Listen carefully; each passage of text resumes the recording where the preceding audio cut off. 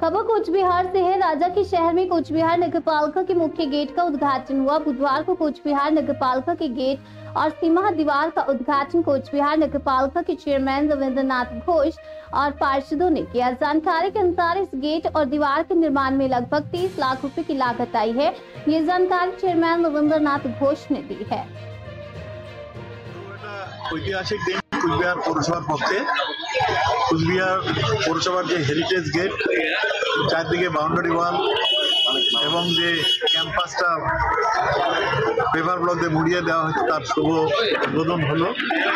MED এই কাজটা আমাদের করে দিয়েছে।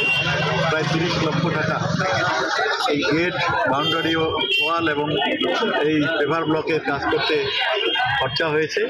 এতে পৌরসভার সৌন্দর্য বৃদ্ধি হয়েছে এবং যারা ন্যাশনাল ইন্টারন্যাশনাল টুরিস্ট আসবে তারাও দেখে খুশি হবে যে কুচবিহার হেরিটেজ পৌরসভা তার একটা হেরিটেজ গেট আমরা তৈরি করতে পেরেছি।